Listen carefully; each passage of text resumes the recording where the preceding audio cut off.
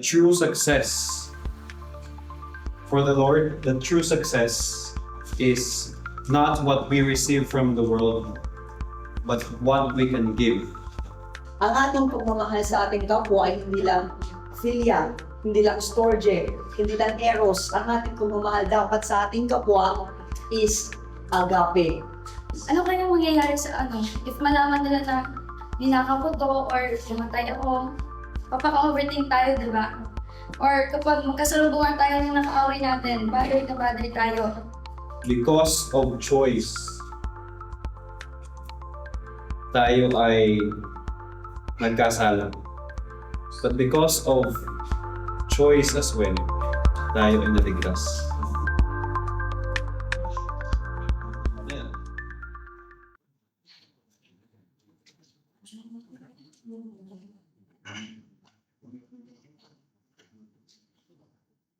Uy.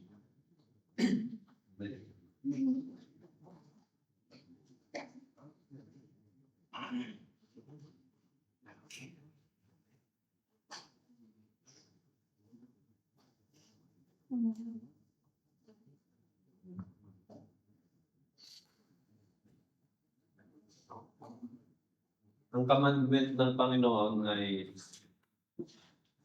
hindi burden, kundi ay blessing. Ang commandment ng Panginoon ay commandment or law of love.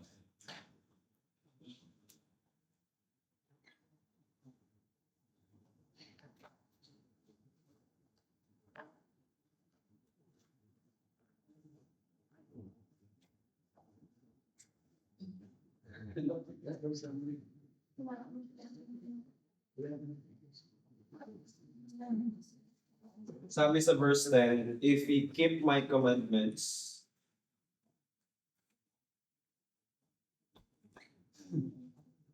if man he keep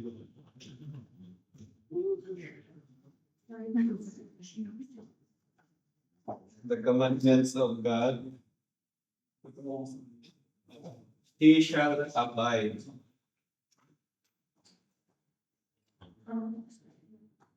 in God's love. So, ang commandments ng Panginoon ay hindi burden, it is a blessing. Because if we keep the commandments of the Lord, we will abide in His love. At ang love ng Panginoon ay nagbibigay sa atin ng peace, joy, hope, and the love of God is everlasting, enduring, and understanding. Forgiving. So if we keep His commandments and abide in His love, we will experience peace, joy, and hope. Because God's love is everlasting, it is enduring, that no matter the sins we've committed, He is willing to forgive us and continue to love us. Amen. Sabi sa verse 9, New Living Translation, I have loved you even as the Father has loved me. Remain in my love. Last Bible study, ang ating pinag-usapan is about the vine. Jesus said, I am the vine, you are the branches. Abide in me, and you can bear fruit. Without me, you are nothing. And in yung verse na binasa ko kanina, sabi doon, remain in my love. Or in other translations, abide in my love.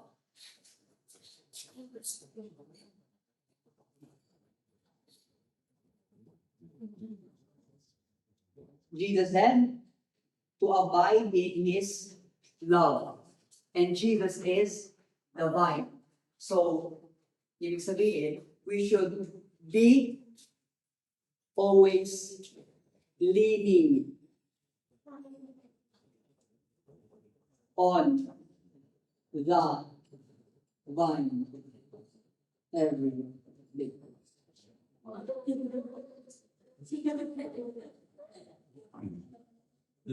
Nag-improve ka nga ito, We should abide in His love every day. We should lean on the vine every day.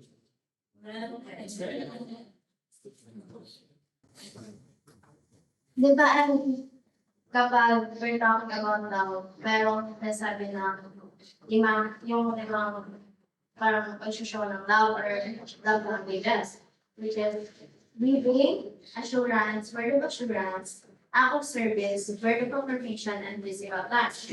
Bilang ba? May kakalimutan. Service.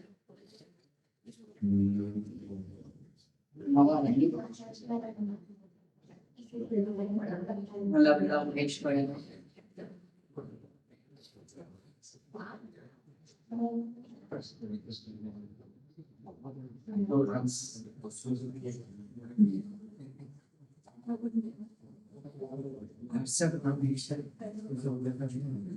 Which one?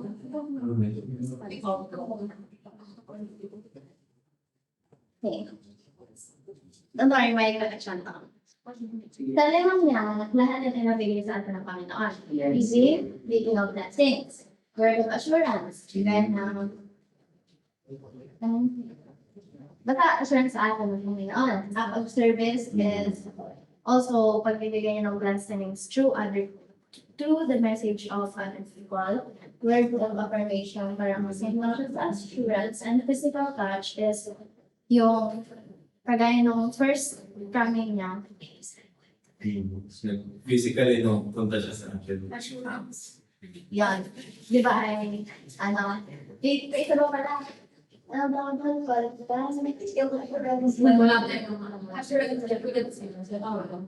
Yung ano?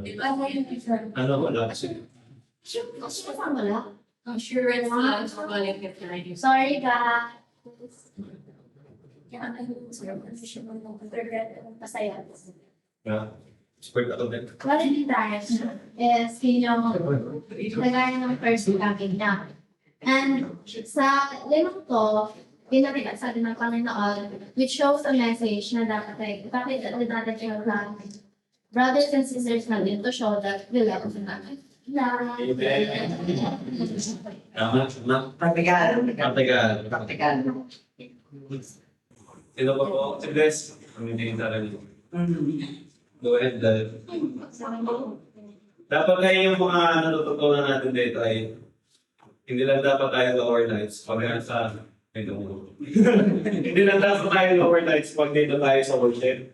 Minsan kasi ay lower lights lang tayo pag nasa worship eh. Pero pag normal school days, gano'n pa rin naman, di ba? Parang lalay tayo, nakikipag-usap tayo sa ating mga kaibigan behind the back of our other friends. Diba? Pinag-uusapan natin sila. Minsan ay, hindi tayo nagbibigay.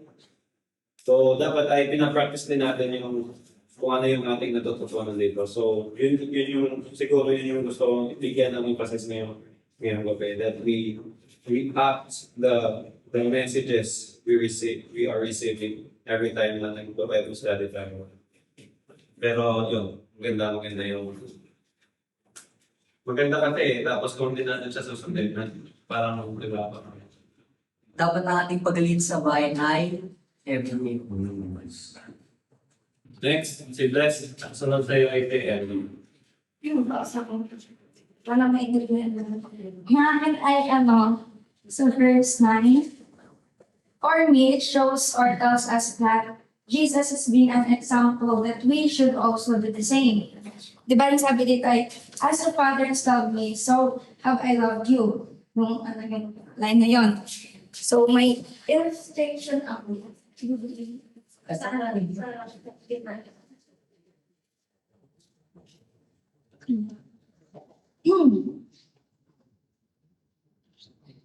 O, diba?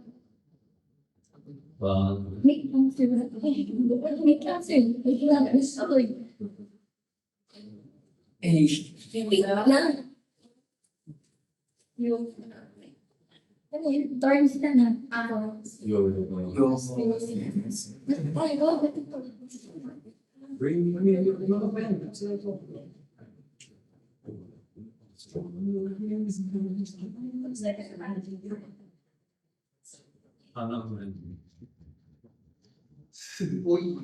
Magaling mas maganda naman yung sa'yo. Ay, di na punta. Hindi ka wala mo ba?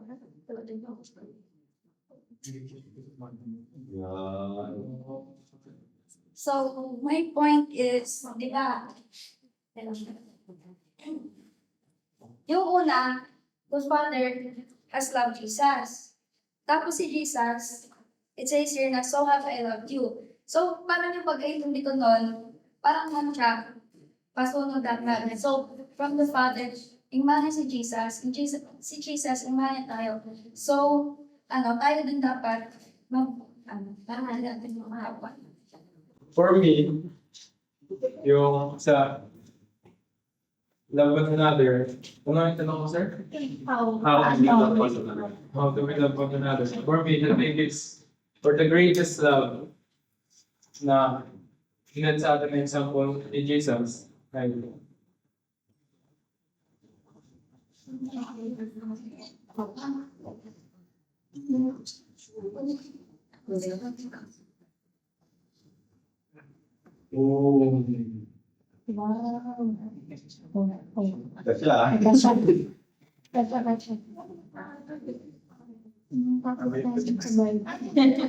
sacrifice. Kasi I'm a believer of if you really love someone, you will have to sacrifice, whether big or small. Because if you really love that person, you're willing to sacrifice anything, just like how Jesus sacrificed his life for us. At na-mention din yung ni Jesus doon that ang pagmamahal natin, there is no greater love than a man laying his life for his friends, no? Meaning, the evidence para kay Ed, the evidence of love is when we sacrifice something. Ano yung mga sacrifice na pwede nating ibigay? Anong other term ng sacrifice? Taking of this. Offering, parang film, no? Offering. Diba sabi sa Bible ay, yung buhay natin, ibigay natin as living sacrifice that ye may prove what is that good. Di ba yun? That ye present your bodies as living sacrifice, holy and acceptable unto God, which is your reasonable service. So, loving means sacrificing. Talaga. It's our service to the Lord. Kasi gusto natin ay comfort, di ba? Pero we cannot love if we stay comfortable. Yes. If we don't reach out to the least of these, my brethren. Yan.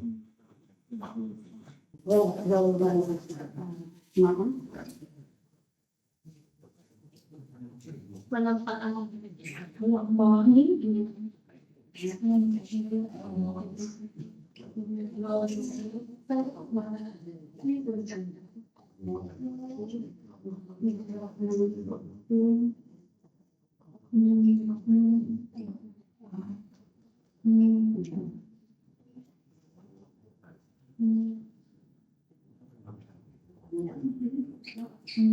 Flowers.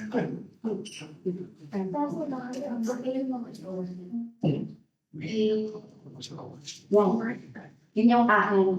So, yung akin na-realize ko sa verse 13, na nakita ko yung word na greater and sacrifice. So, yun nga sa sinabi ni Sir, yung ganitong love para sa akin ay wala pa yan sa kalahati ng pagmamahal ng Panginoon sa atin. Yung pagsakripisyo niya ay isa na yun sa sobrang laking pagmamahal na mabigay ng hindi kaya ibigay ng ibang tao. So, Amen.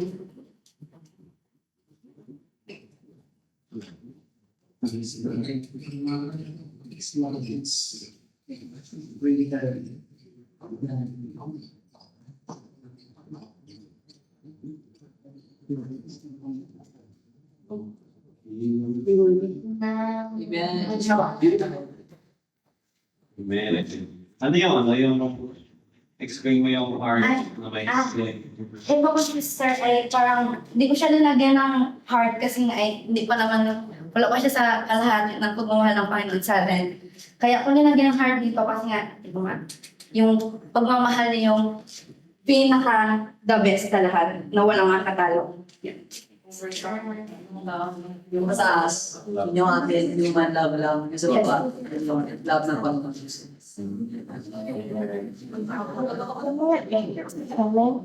Amen. Nice.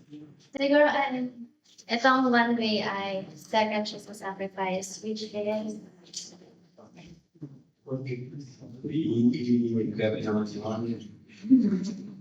meron akong nabasa na, nagtanong siya, bakit daw, kung sino ba yung madaming nagawang tama or mabuti is madali, parang maaga siya muli ni Lord, tapos kung sino ba yung maraming, like, kung titignan natin pa, ay ano, namin maring nagawa, ganyan, ay nabasa ko na, kaya raw, parang mas mauna yung mga mabubuti kasi ay pinoprotektahan siya ng Panginoon.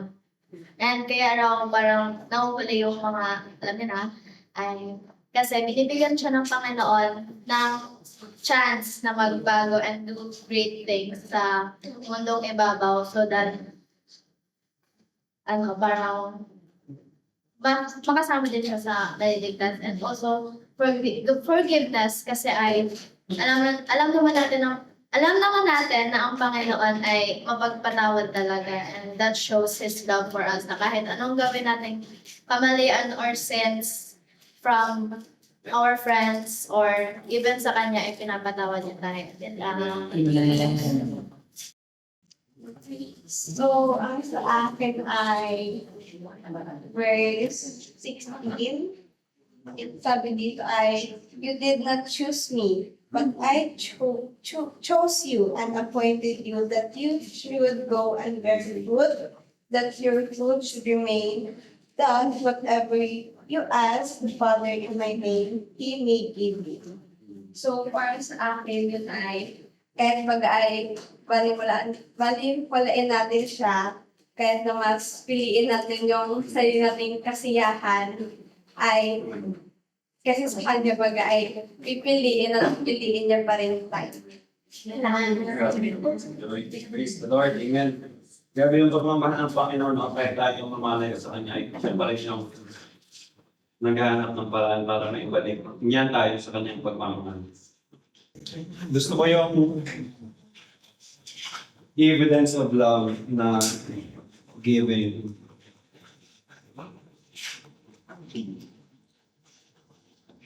I heard somebody say, we can give without loving, but we can never love without giving. Ang tunay na nagmamahal ay may ibinibigay. Yan man ay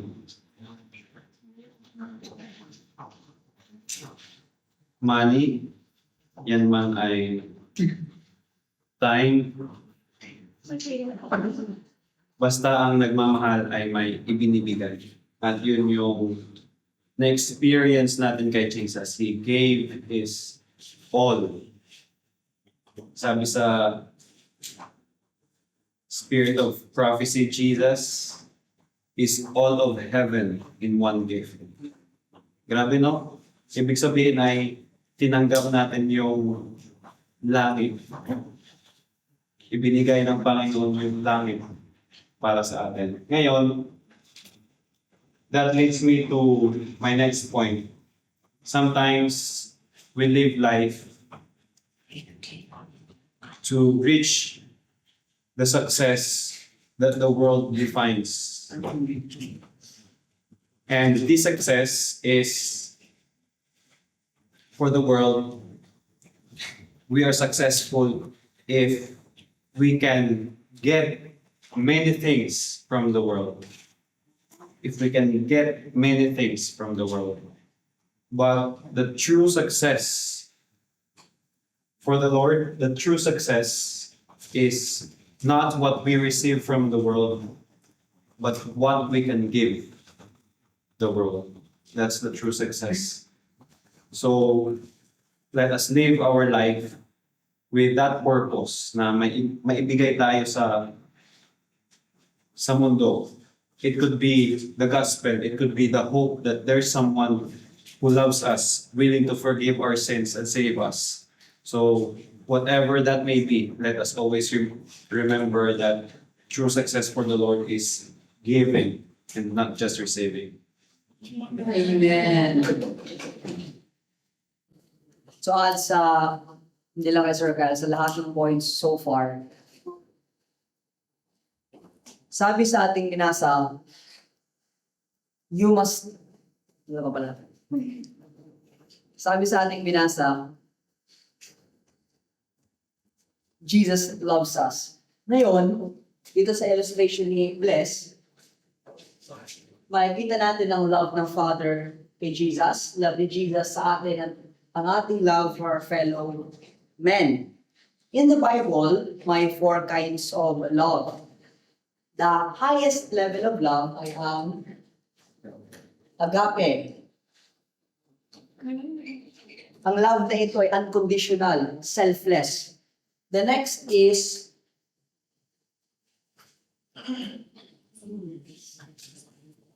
yung next? Philia. Philia. Brotherly love. Philia sa iyong kaibigan, sa iyong friends. Next love ay storge.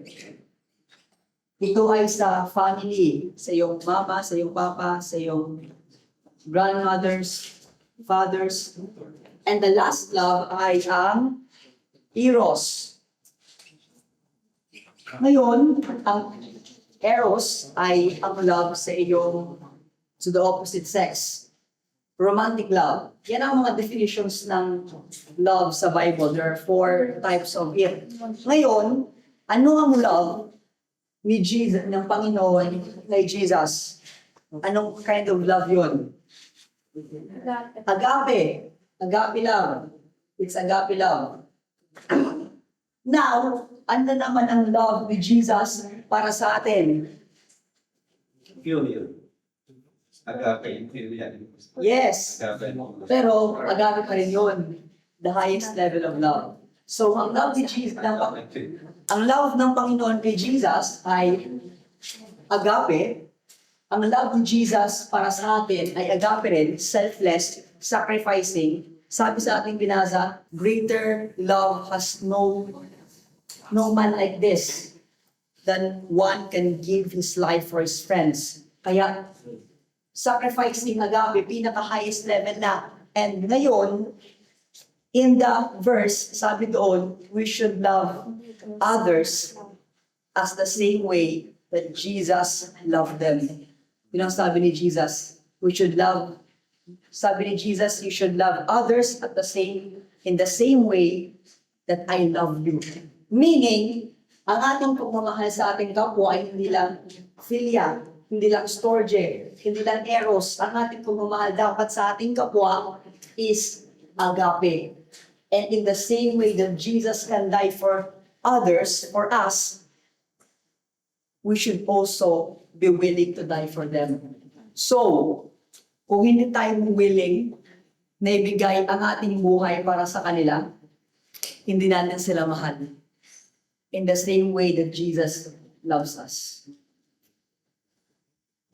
If Jesus died for us, and if sinabi niya na tayo pagmahal in the same way, then we should also be willing to die for others, even sila ay undeserving.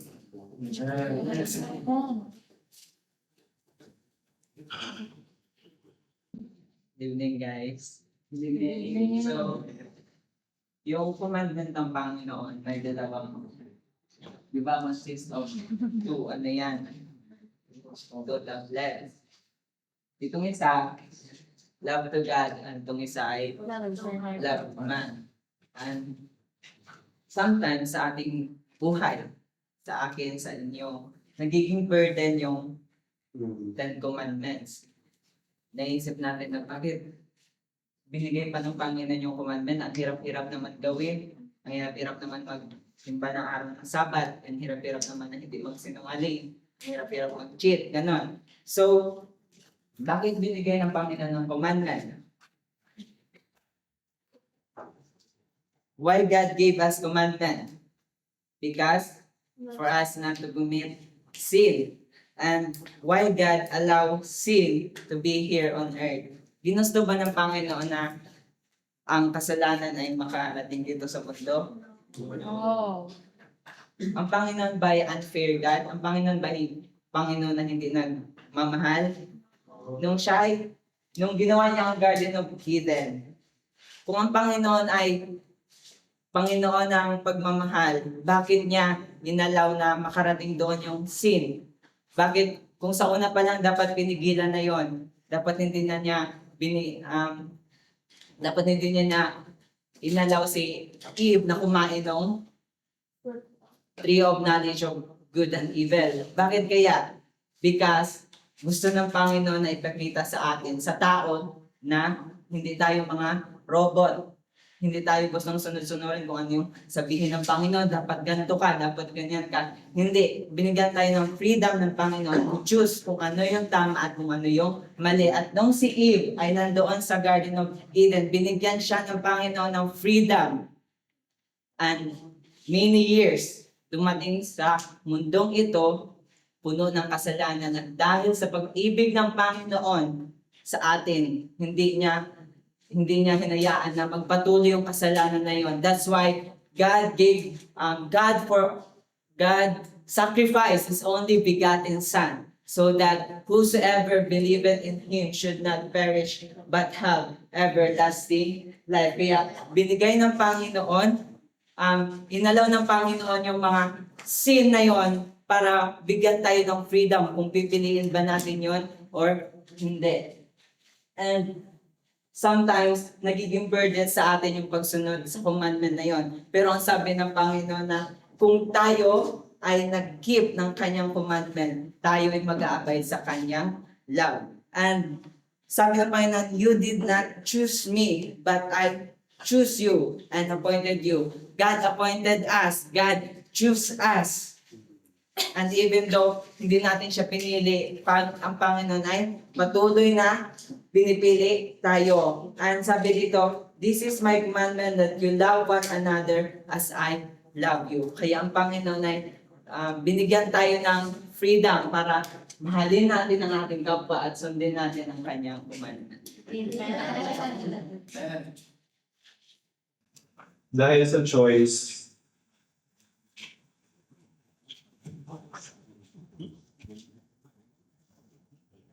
pinili ni Eve na hindi sundin yung utos ng Panginoon in the garden. Pinili. Chose. So, because of choice, tayo ay nagkasala. But because of choice as well, tayo ay naligtas. Amen. Jesus chose us. Pinili ng Panginoon out of love. Hindi in-enforce kay Jesus, hindi pinilit kay Jesus na ibigay ang kanyang buhay. But He freely chose to sacrifice Himself that we may obtain the life that is His and live up there in heaven, Jesus came down. So, with the same choice na meron tayo, we can also choose to love God or not to love Him. But I pray that we love God and we love one another.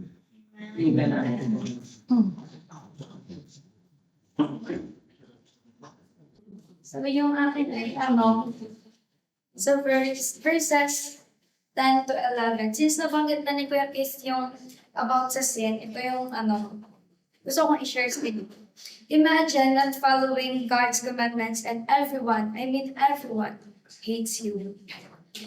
If we stole something, killed somebody, or you had a fight with somebody, ano sa tingin niyo yung mangyayari? Di ba, walang peace? Ano kaya mangyayari sa if malaman nila na ninakaw ko to or pumatay ako, papaka-overthink tayo, di ba? Or kapag magkasalubungan tayo ng nakaaway natin, bothered na bothered tayo. Without peace, do you think there is joy? According to sa verse 11, di ba? Joy yung inaano doon. That is why to obtain joy to the fullest, let us keep His commandments. Kaya. So, ang gusto kong i-share ay sa John 15 verse 10. If you keep my commandments, you shall abide in my love, even as I have kept my Father's commandments and abide in His love. So, sabi ni Jesus Christ, if you keep my commandments, you will remain in my love daw. Just as I have kept my Father's commandments and abide in His love. So, itong verse na ito, ay gusto tayong i-remind na love and obedience go hand in hand. Paano kung sabing go hand in hand? Obedience and love go hand in hand. We mean that, sulat ka lang.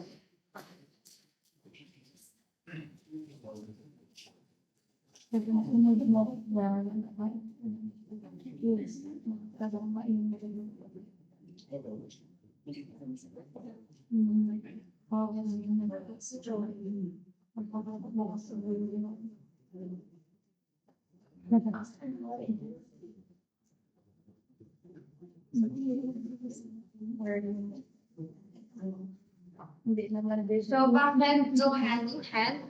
We mean that true love for God naturally leads to obeying Him. And obedience flows from a heart of love, not fear or pressure. So love isn't just a feeling. It's shown in actions, and obedience is one of the clearest ways to express our love for God. So, true love for Christ is shown not just in words, but in how we live by following His teachings and living according to His will. Jesus is not asking us to do anything He hasn't done Himself.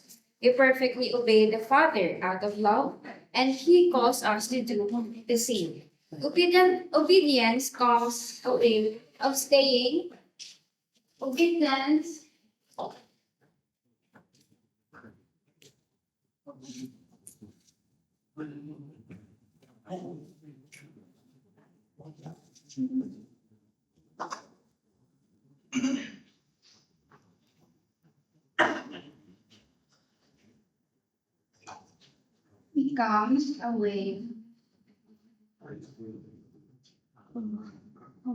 becomes a way of staying close to Him, connected to His heart and walking in His presence daily. It's not about the rules, but about relationship. A loving commitment to live in a way that honors God. Remaining in His love means living a life that reflects His character. So, ang characters po ni Jesus Christ,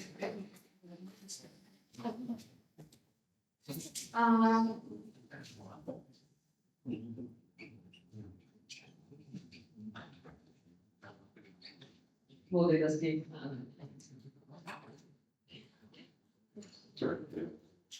Hindi lang linda. Wala talaga. Dito na siya. Sila ka ba? Sige na lang.